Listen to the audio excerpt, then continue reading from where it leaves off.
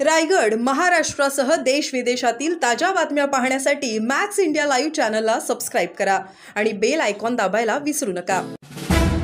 नागोठणे पोयनाड रस्त्याच्या देखभाल दुरुस्तीकडे प्रशासनाचे दुर्लक्ष। माजी आमदार पंडित पाटील आक्रमक। सार्वजनिक बांधकाम विभागाच्या अधिकाऱ्यांनी पाहणी करण्याचे केले आवाहन। रस्त्यावर खड्डे, साईड पट्ट्यावरील झाडीने अपघाताला निमंत्रण। रस्ता क्षतिग्रस्त झाल्याची माजी आमदार पंडित पाटील यांची तक्रार। प्रवास आणि वाहतुकीच्या दृष्टीने अत्यंत महत्त्वाचा असणाऱ्या नागोठणे शिव पोयनाड मार्गाच्या देखभाल व दुरुस्तीकडे दुर्लक्ष होत असल्याची तक्रार माजी आमदार पंडित पाटील यांनी केली आहे। बांधा आणि हस्तांतर करा या तत्वावर झालेला हा रस्ता सध्या स्थितीत क्षतिग्रस्त झाला असून नागोठणे नजीक रस्त्यावरील खड्डे तसेच इतर ठिकाणी रस्त्याच्या दुतर्फा वाढलेली झाडी झुडपे, गवत यामुळे साईड पट्ट्या गायब झाल्याने अपघाती घटनांना निमंत्रण मिळत आहे। संबंधित विकासक व प्रशासनाने तात्काळ रस्त्याच्या दुरुस्ती व देखभालीकडे लक्ष द्यावे अशी मागणी पंडित पाटील यांनी केली आहे। Dhammasheel Sawant, news bureau, Raigad.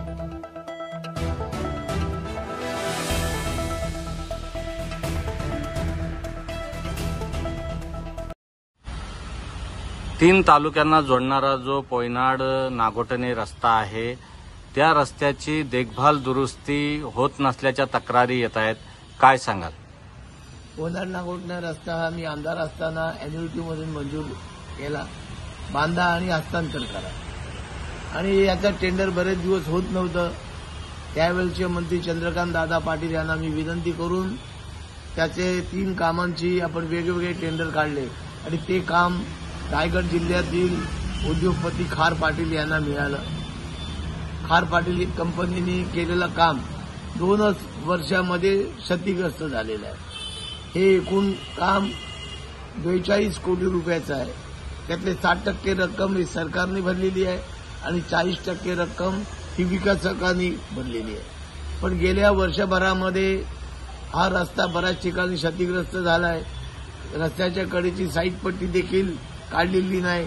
वारंवार मी स्वतः खार पाटील कंपनीशी संपर्क साधला। माझ्या पंचायतीच्या हद्दीमध्ये गवत काढण्याची मी त्यांना अनेक वेळा विनंती केली, पण त्याच्याकडे त्या कंपनीने दुर्लक्ष केलं। नागोठण्याजवळ खड्डा पडलाय, शिगावजवळ रस्ता क्षतिग्रस्त झालाय।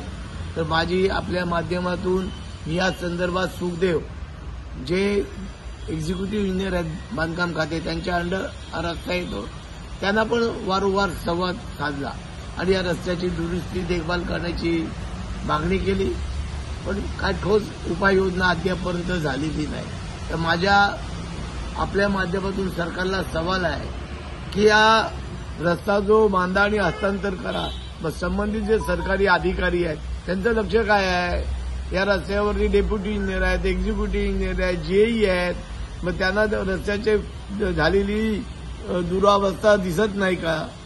तर मी आजच सकाळी काल मी याची गायकवाड मॅडम यांना फोन लावला। मी काल त्या रस्त्यावरून गेलो, बऱ्याच ठिकाणी रस्ता खराब झालाय। त्यांना मी सांगितले की रस्त्याची पाहणी करा आणि संबंधित जे ठेकेदार आहेत त्यांना तात्काळ आदेश द्या की झालेल्या रस्त्याची जी खराब रस्ता झालेला तो तात्काळ दुरुस्त करा।